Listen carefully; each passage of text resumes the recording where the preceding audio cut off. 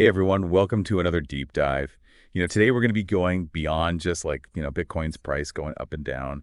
We're really going to try to get a better understanding of the tech behind it all and why it even matters to you. And for this one, we're going to be exploring this super interesting interview with Solana co-founder Raj Gokal. Yeah, this interview is awesome. I think Gokul really gets into how this technology could totally change how we use the internet and even interact with each other, on a fundamental level. Yeah, for sure. It's not just about getting rich quick or whatever.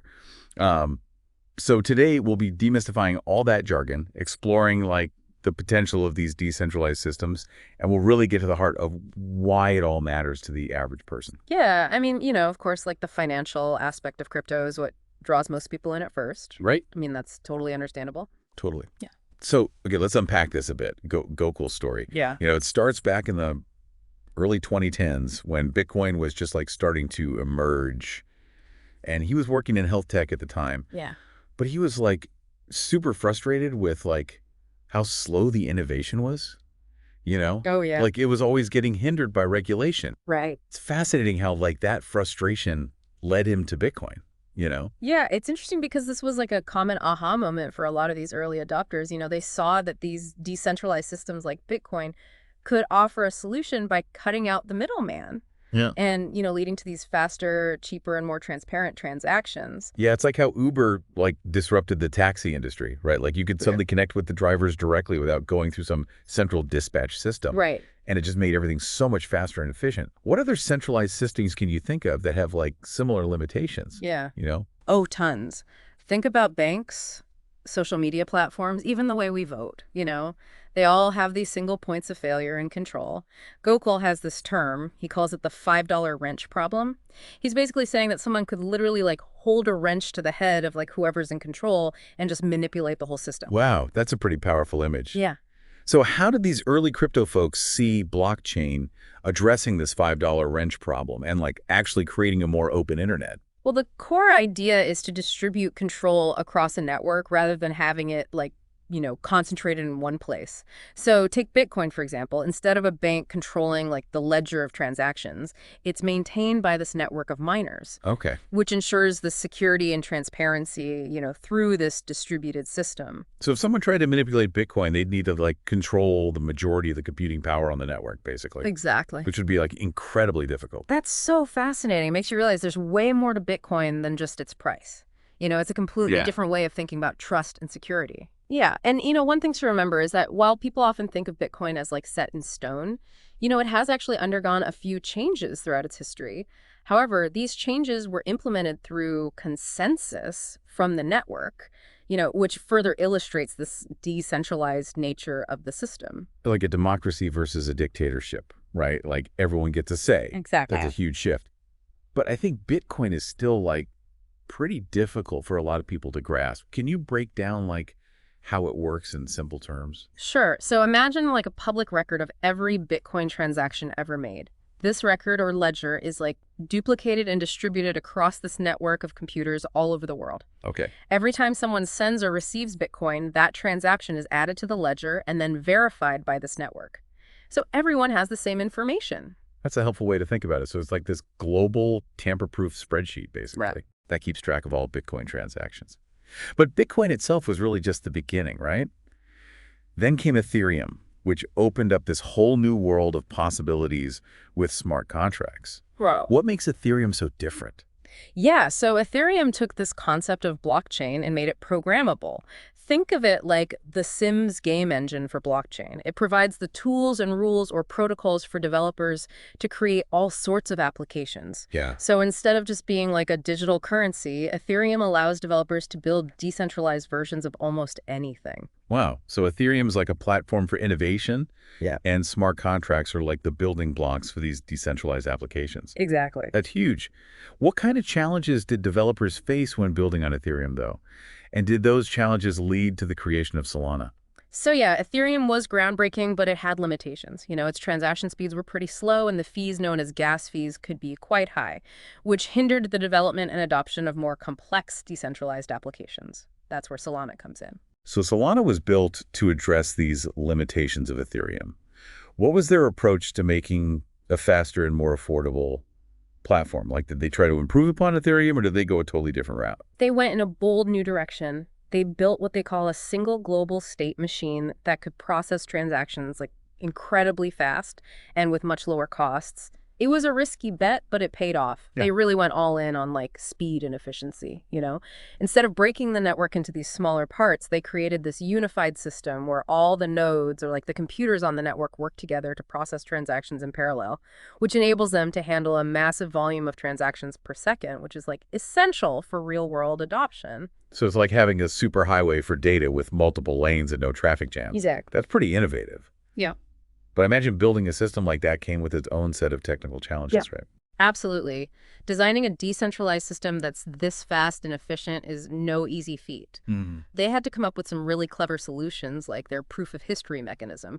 Essentially, it involves attaching a timestamp to every transaction, making it much faster to verify and process them. Okay, so proof of history is like having a built-in stopwatch for the blockchain. Exactly. That makes sense. But I'm still trying to wrap my head around how this translates into real-world benefits for, like, everyday users. Yeah. Why should someone choose to use a Solana-based app over a traditional one? Well, it all comes down to those key benefits we talked about earlier. Lower costs, faster transactions, and, increased control over your data and assets. Imagine sending money across the globe in seconds for a fraction of a penny, or booking a ride directly with a driver without a ride-sharing company taking a huge cut. Right. That's the power of Web3 in action. That sounds pretty amazing. It's like cutting out the middleman and giving individuals more power and autonomy. Yeah.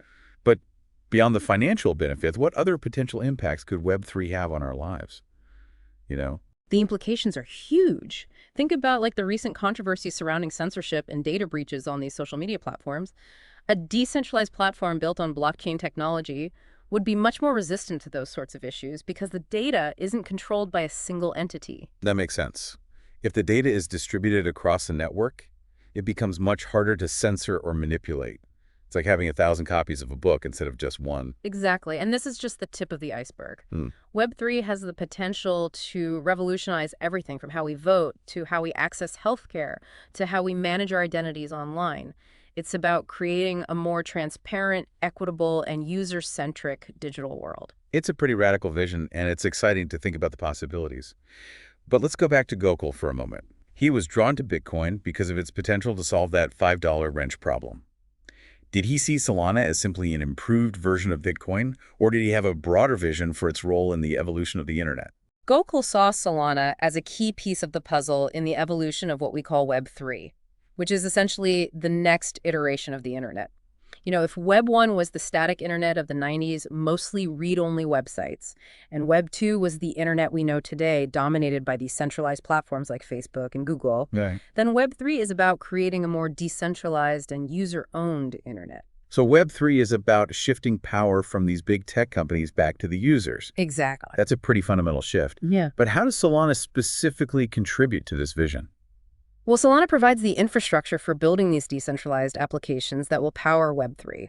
Its speed, scalability, and low cost make it possible to create applications that can handle real-world demands, like processing millions of transactions per second. So it's like building the roads and bridges for this new decentralized internet. Yeah. Without that infrastructure, none of it would be possible. Yeah. But what about the applications themselves? Are there any real-world examples of Web3 applications built on Solana that are already making a difference? Absolutely. There are tons of exciting projects emerging on Solana. For example, there's Teleport, which is essentially a decentralized Uber. It connects riders and drivers, directly cutting out the middleman and allowing drivers to keep a larger share of the fare. That's a great example of disintermediation in action. And it highlights the potential for Web3 to create more equitable and efficient marketplaces. Are there any other examples of Web3 applications that demonstrate this shift in power dynamics? There's Sling, which enables near-instant, low-cost international money transfers. Traditional remittance services often charge high fees and take days to process payments. Yeah. Sling leverages blockchain technology to cut out those intermediaries and offer a much faster and more affordable alternative. That's incredibly impactful, especially for people who rely on remittances to support their families back home.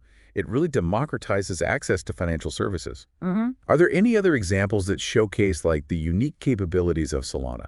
Another fascinating project is Helium, a peer-to-peer 5G network that uses blockchain technology to create a decentralized and affordable alternative to traditional telecom providers.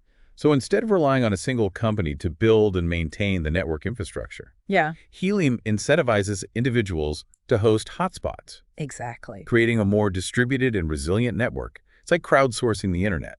That's a really innovative approach. Yeah. But I'm curious, why should someone choose to use these applications directly on the blockchain rather than through like a centralized exchange or platform? What are the benefits of interacting with these systems in this way?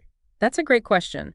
Interacting directly on the blockchain gives you increased control over your data and assets. Remember the $5 wrench problem we talked about? Centralized exchanges still have that single point of control, making them vulnerable to hacks, manipulation, and censorship. So by interacting directly on the blockchain, you're essentially cutting out that middleman and taking control of your own digital destiny. It's a more empowering and secure way to engage with these applications. But it's also worth acknowledging that there are challenges and risks associated with this new technology, right? Of course, no technology is without its challenges. Security is always a concern, and we've seen examples of hacks and vulnerabilities in the crypto space. Right. But the industry is constantly evolving, and new security protocols and best practices are being developed all the time. It's like a continuous arms race between hackers and security experts, Right. each trying to outsmart the other. Yeah. That makes sense. But beyond security, what other challenges do you see facing the adoption of Web3? One challenge is user experience. Cryptocurrencies and Web3 applications can be intimidating for newcomers. The terminology can be confusing, and the interfaces aren't always intuitive. This is where developers really need to focus on creating user-friendly applications that are easy to use and understand, even for people who are new to blockchain technology. It's like the early days of the internet. Yeah. Remember how clunky and complicated websites used to be? But over time, as the technology matured, websites became more user-friendly and accessible to a wider audience. Exactly. And the same thing is happening with Web3. We're seeing a lot of innovation in the area of user experience, with developers creating wallets, interfaces, and applications that are more intuitive and accessible to everyday users. That's encouraging to hear. So while there are definitely challenges to overcome, it seems like the future of Web3 is quite promising. But what about the financial aspect of all of this? We talked about how crypto initially draws people in because of its potential for financial gains. How do you see the role of cryptocurrencies evolving in this Web3 landscape? Cryptocurrencies are the fuel that powers this decentralized ecosystem. They enable transactions, incentivize participation, and create new economic models. But it's important to remember that this is still a relatively young technology, and the market is volatile. So it's important to approach crypto investments with caution, do your research, and understand the risks involved. But beyond speculation, how do you see cryptocurrencies being used in the real world? We're already seeing some interesting use cases emerge. Stablecoins, for example, are cryptocurrencies that are pegged to the value of a fiat currency like the US dollar. They offer a way to transact with crypto while minimizing volatility. That makes sense. Stablecoins could be a game changer for international payments and remittances, especially in countries with unstable currencies. They could also play a role in decentralized finance, offering alternatives to traditional banking services like lending and borrowing. Exactly. And then there are utility tokens, which are used to access specific goods or services within a particular ecosystem. For example, a gaming platform might have its own token that players use to purchase in-game items or unlock special features. So cryptocurrencies are evolving beyond just being a store of value or a medium of exchange. They're becoming integral parts of these decentralized ecosystems, powering a wide range of applications and services. That's fascinating. But what about the role of governments and regulators in all of this? How are they responding to the rise of cryptocurrencies and Web3? Governments around the world are still trying to figure out how to regulate this space. Some countries are embracing crypto, while others are taking a more cautious approach. It's a complex issue with no easy answers. Yeah.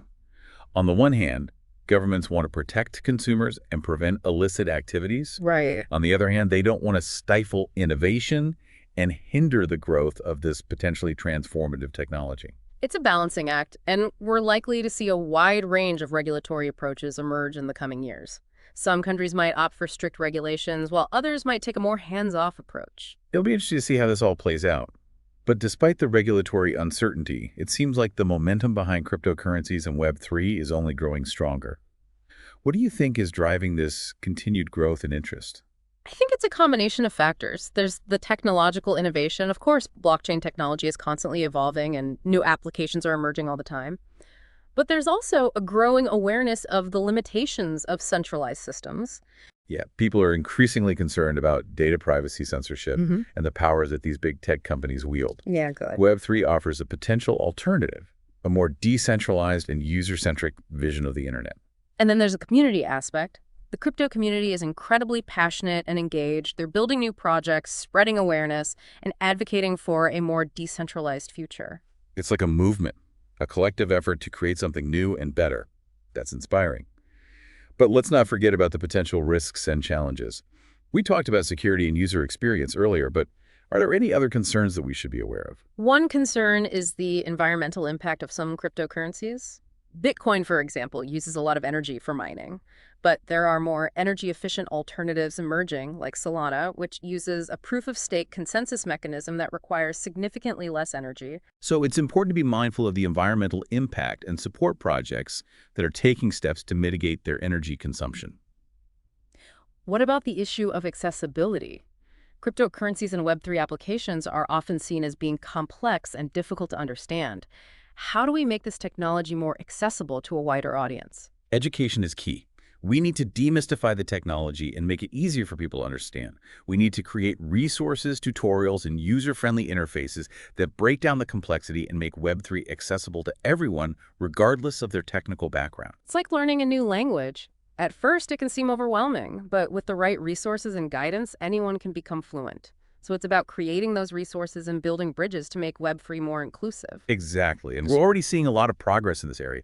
There are amazing communities, educational platforms, and developer tools that are making it easier than ever to learn about and engage with this technology. That's great to hear. It sounds like we're at a pivotal moment in the evolution of the internet. We had this incredible opportunity to build a more decentralized, user-centric, and empowering digital world. But it's going to take a collective effort from developers, entrepreneurs, investors, educators, and users to make this vision a reality. Absolutely. It's a journey, not a destination. And there will be bumps along the road, but the potential rewards are significant and the possibilities are endless. That's a great note to end on.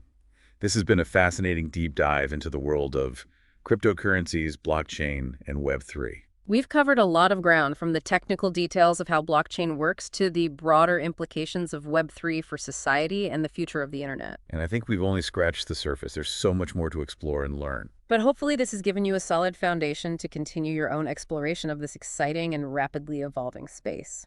I think it has. But before we wrap up completely, I'm curious to get your take on something that Gokal mentioned in the interview.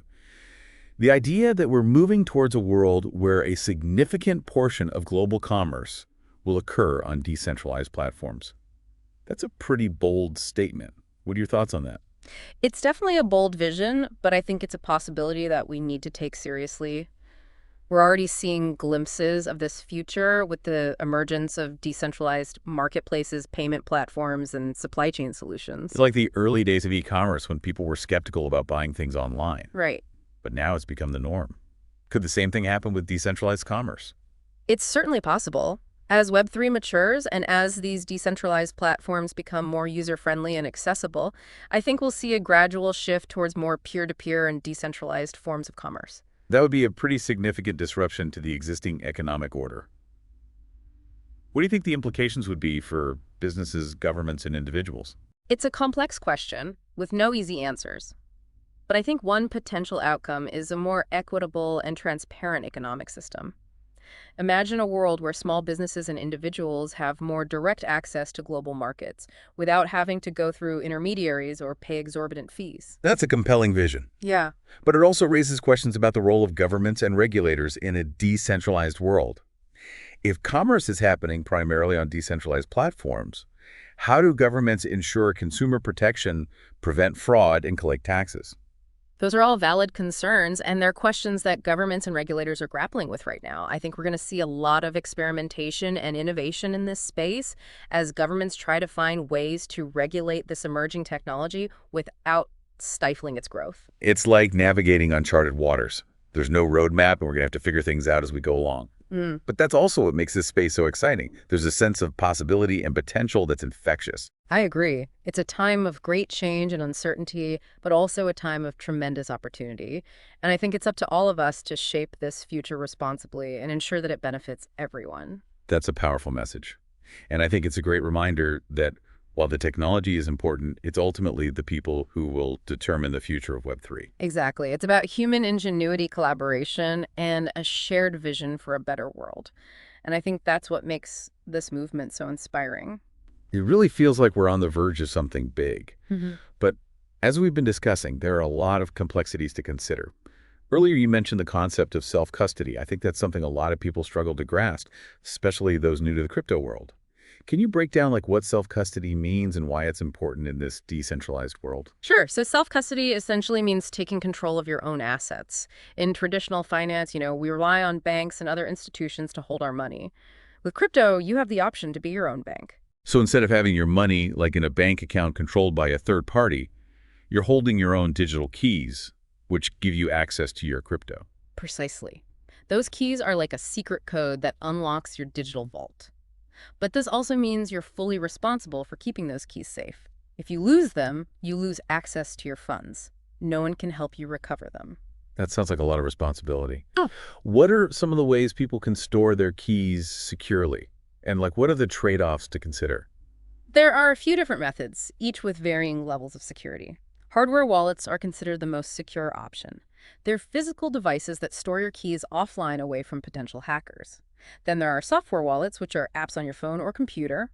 They're more convenient for everyday transactions, Yeah. but it's crucial to choose a reputable provider with strong security measures. So it's like choosing between keeping your savings in a safe at home versus carrying some cash in your wallet for daily expenses. Right. Both have their purposes and levels of risk. Yeah, that's a good analogy. And then there's the concept of multi-signature wallets, where multiple keys are required to authorize a transaction. This can add an extra layer of security, especially for organizations or large sums of crypto. It's like having a safety deposit box that requires two keys to open. Exactly. It adds an extra layer of protection. But with all these options, it still seems pretty daunting for someone new to crypto to manage all of this securely. It definitely takes some effort to learn and understand the best practices. But the beauty of the crypto community is that there are tons of resources and support available. There are online forums, educational websites, and even dedicated security experts who can guide you through the process. So there's a whole ecosystem of support to help people navigate this new world of self-custody. Right. That's reassuring.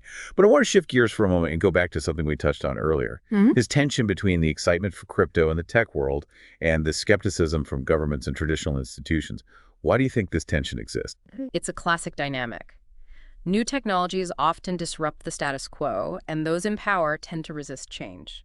They see crypto as a threat to their control and influence. Think about the disruption we've seen with the internet and social media. Initially, there was resistance, but eventually those technologies reshaped our world. Yeah. Do you think crypto has the potential to be that transformative? I believe it does. Crypto is fundamentally changing how we think about money, finance, and even the internet itself. It's about shifting power from centralized institutions to individuals. So this tension is partly about control and who holds the keys to the kingdom, so to speak. But I imagine there are also concerns about the potential for misuse. Right, absolutely. Governments are worried about money laundering, tax evasion, and the potential for crypto to fund illicit activities. And those are valid concerns. But it's important to remember that any technology can be misused. The internet, for example, has been used for both good and bad. So the challenge is to find ways to mitigate the risks without stifling the innovation and potential benefits of this technology. Right. It's like trying to walk a tightrope. Exactly. It requires a balanced and nuanced approach. And that's where education and dialogue are so important. We need to bridge the gap between the crypto enthusiasts and those who are skeptical or fearful. It's about finding common ground and having constructive conversations about how to shape this technology responsibly. Gokal talks a lot about creating products and services that just work better and bring value to people's lives. How does that user-centric approach tie into the broader adoption of Web3? It's crucial. People don't adopt new technologies because they're technically impressive. They adopt them because they solve problems or improve their lives in some tangible way. The early internet, for instance, took off because it enabled communication and access to information in ways that were previously impossible. So Web3 needs to offer that same kind of compelling value proposition. Right. It needs to make things easier, faster, cheaper, or more accessible. It needs to solve real-world problems that people care about. Exactly. If Web3 can deliver on that promise, I think the adoption will follow naturally. Think about the applications we've discussed. Decentralized ride-sharing international money transfers, peer-to-peer 5G networks. These are all examples of Web3 solving real problems and offering tangible benefits. It's about making people's lives better, not just talking about the technical intricacies of blockchain. Right. It's about showing, not just telling. Precisely. And as more people experience these benefits firsthand, the momentum behind Web3 will continue to grow. This has been such an enlightening conversation. We've delved into the complexities of blockchain technology, explored the potential of Web3 to reshape our world, and grappled with the challenges and opportunities that lie ahead. It's clear that we're at a crossroads. The choices we make today will shape the future of the internet and the digital world for generations to come. And as we've discussed, it's not just about the technology itself. It's about the values we embed in that technology, the ways we choose to use it, and the future we want to create. We have a responsibility to be thoughtful, to engage in constructive dialogue, and to advocate for a Web3 that is inclusive, equitable, and empowering for everyone. That's a powerful message to end on. This deep dive has certainly given me a lot to think about, and I hope it's done the same for you, our listener. The future's being written right now, and it's up to all of us to decide what story we want to tell. Thanks for joining us on this deep dive into the world of cryptocurrencies, blockchain, and Web3. Until next time, keep exploring, keep questioning, and keep building the future you want to see.